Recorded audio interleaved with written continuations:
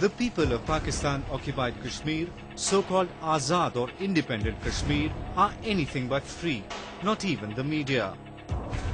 Symbolic of the continued curbs and incursions on press freedom, handcuffed journalists took to the streets protesting against Islamabad's unrelenting pressure to fall in line with the puppet government and the corrupt bureaucracy.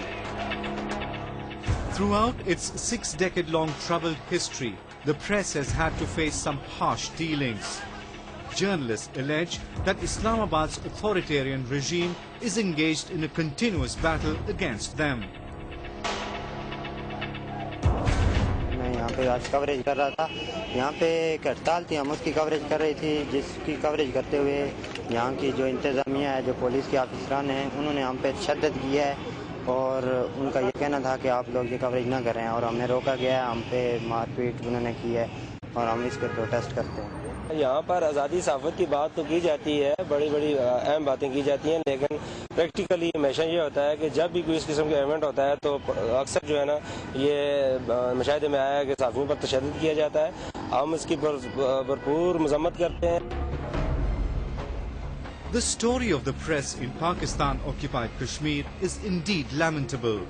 The institution, considered by many as crucial for a functioning democracy, works under heavy scrutiny and without the freedom to report or articulate the grievances of the people, the denial of civil liberties and gross violation of human rights. ये पहले भी इस किस्म के इक़दाम होते रहे हैं और हमेशा ये इसी तरह करते हैं। ये पुलिस गर्दी बनाई हुई है इन्होंने और सहाफ़ियों को रोका जाता है, उनको जो पेशा वराना उनके जो काम है, अमूर हैं, उनसे रोका जाता है। इसकी हम भरपूर अल्फाज में मज़म्मत करते हैं और हुकूमत आज़ाद कश्मीर और स्पेशली जो है ना पुलिस की जितने भी तकरीबात हैं, जिस वक्त तक इस चीज़ का डिसीजन नहीं लिया जाता उस वक्त तक जितने भी इनकी तकरीबात हैं उनका हम मुकम्मल तौर पर बाइकाट करेंगे और अगर इस पर फौरी तौर पर अमल दरामद न किया गया तो आज़ाद कश्मीर बाहर में यूनियन ऑफ जर्नलिस्ट के प्लेटफॉर्म से हम भरपूर एहतजाज भी करेंगे और हुकूमत के तमाम जितने भी प्रोग्राम हैं उनका भी और पुलिस के जितने भी प्रोग्राम हैं उनका मुकम्मल बाइकाट करेंगे।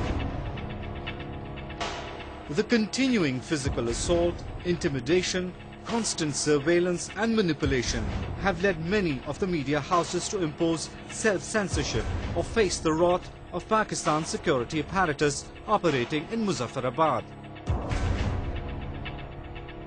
और मीडिया की आज़ादी के लिए काम करने वाली तंजीमों और इंटरनेशनल सतह पर जो तंजीमें काम कर रही हैं उनसे मैं ये अपील करता हूँ कि वो इस वाक़े को सहाफ़त जिसे रियासत का चौथा सतून कहते हैं, ऐसा उस पर हमला, उसकी आज़ादी पे हमला और मीडिया मैन के साथ ऐसा सलूक जो यहाँ की पुलिस ने करवा रखा है उसके ख़िलाफ़ अपना किरदार अदा करे ताकि जो सहाफ़त है और शोबे सहाफ़त में काम करने वाले लोग आज़ादी के साथ अपना फ़र्ज़ सरअंजाम दे सके।